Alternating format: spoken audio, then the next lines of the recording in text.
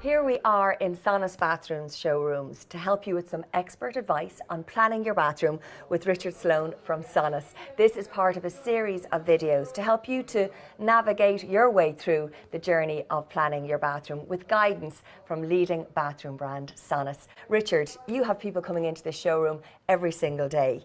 What would you advise them on how to kind of start the whole process? Yeah, well, Lorraine, you're very welcome, first of all. As you rightly said, we have visitors coming into the showroom every day of the week, and those people are obviously in market where they're having either a renovation project underway at home, or they could be involved in a new build. So there's kind of some slightly different dynamics depending on which one it is. But probably at a very high level, the advice we give to people is when they come into the showroom, just be a little bit prepared, okay? Because it's quite daunting. You've been through this process yourself, and when you walk into the showroom, it's 5,000 square foot. Huge amount of product on display, lots of option, lots of variation. So we do ask people to have a little bit of preparation before they come, and that does actually help make the process a little bit more streamlined. What do you mean in preparation? So a very obvious one is the size and dimensions of the space that you have to work with. So again, if you're involved in building a new house, understandably you will have a design team, an architect would have prepared some plans for you, so people should really bring those with them. And the architect will generally start to place products, say it's the toilet or the wash basin or the shower, they will place those in the design. They may actually change as the process evolves, but again, at least it's a place to start. But if somebody's involved in a renovation project, often they come to the showroom and they haven't actually measured up their bathroom. And that can be a real wasted journey, because when they get here, they start to look at products. And the first question we ask is, well, what size space do you have? And if they don't have that with them, then they need to go home and get it again, because there's so many different size options available. Of course. So the key is we can really optimize any bathroom, no matter what size it is, but we do really need to know what that space is in the first instance. Second thing we'd always ask people is, well, you know, people will obviously have Pinterest and they'll have all the social media stuff, but we also ask the question, how do you want it to feel as well? Because the bathroom, it's not just a visual and aesthetic, it's a very comforting space as well. It's a very important space in the bathroom, and we do ask people how would they actually like it to feel when it's all finished. And again, we'll show you some examples as we go through, but there's so many different variations that you can achieve as an end product, and they can evoke different feelings in terms of calmness or vibrancy, colour, so there's lots of different things like that. Really important consideration is who's going to use the bathroom. So again, if it's a family bathroom, different age groups, different requirements. If people are getting older in life, they may have some special requirements that they need to accommodate for, or at least provide for, so that as they grow and get older, that the bathroom will still be functional for them. Because essentially, if you get the bathroom designed done correctly, it should be lasting 15 to 20 years. So it's not something visitors will do often. And because of that reason, when they come into market, it can be a little bit overwhelming. So they're just some of the few kind of things we suggest as part of the preparation. Once they arrive, we take over, and then we'll bring them through the process and hold their hand and try and make it as easy as possible for them. And I've been that person, and it's lovely. It actually does make the journey a much more pleasant one, because you feel like you're not taking any risks. You know, you guys always warn us of any of the pitfalls. What's next then after that? So once we've got over that initial stage, we start to look at the plans. We tend to walk people through the showroom, and we just get them to maybe point out some things that they like or dislike, and then we start to kind of narrow down what looks like a huge quantum of product and try and kind of refine it into some more kind of high level kind of, well, I like wall hung, for example, or I don't want wall hung, or I need to use something different from a wall hung solution. So we go through each product category one by one, and essentially all of those different categories, when they all pull together, that will be your eventual bathroom. So we tend to start to think about some of the high level decisions, okay? And within that, we talk about first fix. Okay. So first fix decisions are essentially where all the supplies will be, both for water, wastes, power, etc. And they're things that need to be planned out well in advance, because the final finished product of how your bathroom will look and the style of product that you use, there's some planning and some preparation that needs to go in upstream to ensure that those products can work in that environment. So the first fix decisions, some of those high level decisions, are the kind of things we start to focus on. First fix, is that like the stuff that we don't see? The behind the scenes stuff, the plumbing, the pipes? Yeah, and I can show you some examples if you want to come over. Great. So this would be, say, like a typical bathroom. in terms of its size and dimension. So some obvious things around first fix.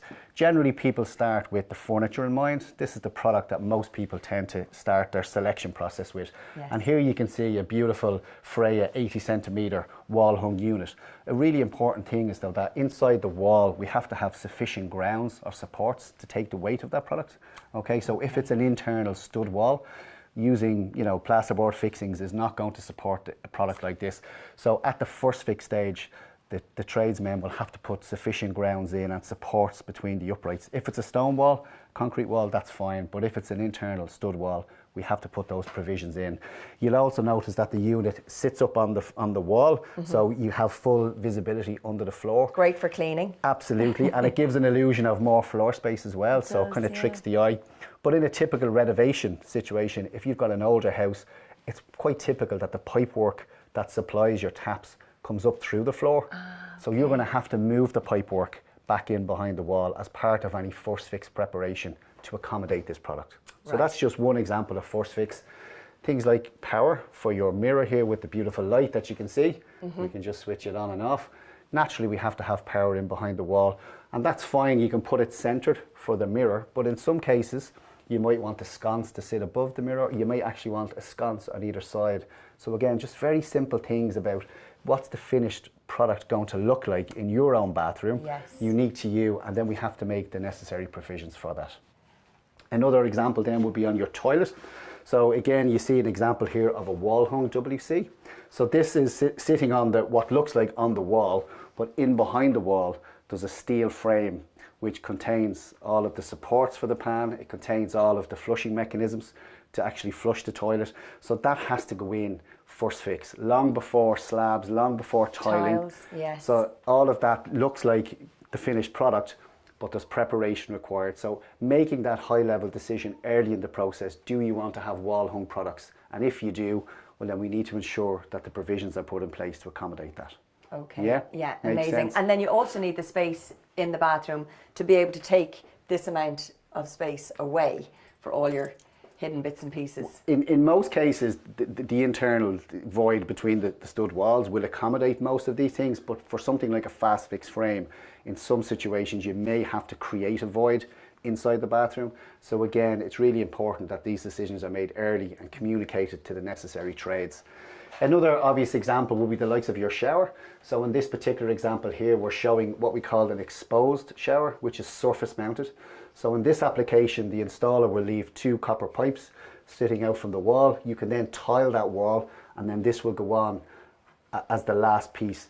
But if you wanted a built-in shower, and I can show you some examples in the next bay, that's a conceal valve. So the body of the valve itself has to go in before the slab, in before the tile, and that has to be put in at a first fix stage.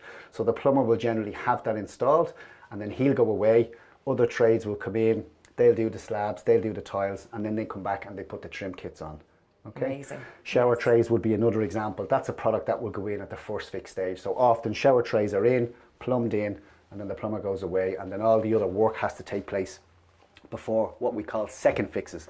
And these are all the second fix items, the things that you can see inside the bathroom, such as the shower screens, for example. So important to have all your ducks in a row, but in the right sequence. Planning is the key. Yeah. And good communication with all the stakeholders. Yeah. So as the end user who's in market comes in, they're obviously focused on colours and dimensions and budget and all that important stuff. We're really here to help, I suppose, demonstrate the features and the benefits and the pros and cons of the different products. But there are other stakeholders in that process, and your tradespeople are really important. So having good tradespeople lined up to do the work is really, really essential before you start going off and buying all your product and getting it ready, making sure you've got good tradespeople that come with a recommendation, because it's really important that you get good quality people to do the work. As part of any renovation project, a site survey would also be recommended. So generally the plumber or the people who are going to carry out the work, they will go to site and they will, I suppose, inspect if there's anything that needs to be accommodated for. So you may need an upgrade to, say, your boiler, for example. You may not have a pressurized system, so you may need a pump. There could be some rotten floorboards when they start pulling tiles away. Wiring may need to be upgraded if it's an old house. So again, it's well worth investing in getting somebody out to look at that. So the whole thing is a collaboration. So SONAS are very much a stakeholder in the process, but the client, the tradespeople, we all have to work in harmony, and good communication and good planning is really important. I also saw coming in that you have a massive warehouse here, and I'm assuming that that helps a little bit when it comes to ordering your product and being able to get it within a shorter time frame. It certainly does. The products that we offer in the range are all generally considered to be in-stock products. Naturally, it's impossible to have every single product in stock all the time, but we generally have a very high fulfillment rate. At the moment, it's running at about 97%. So generally, the service we offer is you order the product today, you receive it tomorrow. But clients shouldn't be waiting till the last minute to make these decisions. This is a project that you will do it right, it will last you for 15 or 20 years. So yes, having the product on the shelf does take away some of the pressure, but that's, you know, we should really still plan properly and make sure that we have all the necessary provisions in place and all that's worked out well in advance. So I see a lot of colour in the showroom. Is colour making a comeback? Oh yeah, so for the last number of years, colour has been the one universal trend that we've seen. So when I came into the business 20 years ago, I mean, you know, chrome, white, that was really your choice. And a bit of grey then started to come into the mix. Yeah. But in the last few years, we've just seen an explosion of colour. And as you look around even this example of a bathroom, not just from the furniture, but the fixtures and fittings, you can see brushed gold has come back in, and it's all about colour now. So I suppose the beauty of a bathroom is you can really personalise it to your own requirements. Yes. So there's a lot of customization opportunities available, and I'm going to explain some of that to you shortly when we look at some of the furniture. There's a lovely pink here. Take this Freya for example. Yes. So again, this is in a lovely cashmere pink. The Freya is part of the Scandinavian collection, so we have 20 different colours in that palette, but we also offer different handle options. So in this example, we're showing with a black handle and a black tap, but you could equally have a chrome handle or a gold handle. So when you look at all of the different colour options and then mixing and matching the handles and the taps, you can very quickly start to personalise the space. So colour has been a huge trend, and it's very much at the forefront for customers when they're coming in to select a product. What I did when I was making my plans, you know, you mentioned about Pinterest and some fantastic interiors magazines. I kind of put together my own mood board, which is great fun with the girls, with my daughters. They did the exact same thing.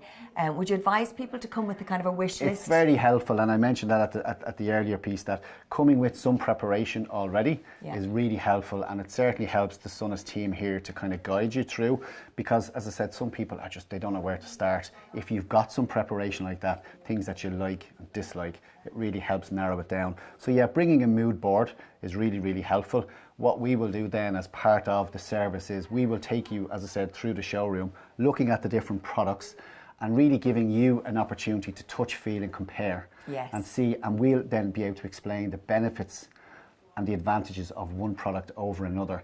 And as that process evolves, really what you would expect to have at the end of your visit or consultation is we will have distilled that down into like a specification for you. Yes. And that will be hitting all the different products that you need to make the full bathroom suite complete.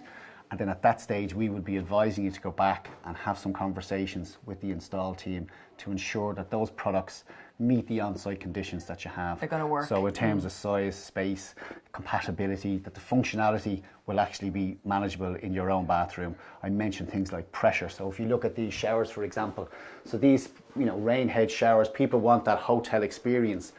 And that's absolutely achievable, but you need to have a high pressure system or at least a pump to deliver the flow rates that you would expect. So if you have an old house with a gravity fed system, you'll only be getting 0.1 or 0.2 bar, whereas a shower like this might need 1 to 2 bars for it to deliver the flow rate. So that's where the collaboration piece with the installers is really important. Compulsory. And this is where hidden costs can be avoided, because you could go and invest in all of this, and now you have to go and invest in an additional booster pump to give you the pressure that's required. Yes. And that's where having the survey on site is really, really helpful as part of the process. Okay, Richard, let's talk about pricing then and budgets. How would you advise people to, well, firstly create a budget and then stay within it? Yeah, it's very important that you have a budget, okay, as the first instance. And the second thing I would say is you should have a contingency as well. I did mention that a site survey on a renovation project is really advisable. That may uncover some unforeseen expenses. So having a contingency built in to your budget, probably 20 to 25%, will be a sensible place to start. To give people a high level, kind of an overview as to what they should expect for a full main bathroom in today's like this size. climate. Yeah, with good standard of product, really nice specification between the product from SONAS, the tiles and all the labour that goes into it. You could be looking at somewhere between 10 to 15,000 euros. But you should also then consider the life cost of that product, because again, if you design and install correctly and put a good quality product into your bathroom, you should be getting 10, 15, 20 years of enjoyment from the space as well. So when people come into the showroom, my advice generally is try not to get too focused on individual components and the prices that they are. Within our collection, we cater for everything from entry level all the way up to your really mid to high end. So there's a kind of a price variation depending on the level of spec. Options. So there's tons of options, and you can kind of value engineer. So if a particular vanity unit was blowing your budget and you wanted to kind of tailor that back a little bit, we would have lots of other options to help reduce costs, and that could be applicable to all the components that go into the space.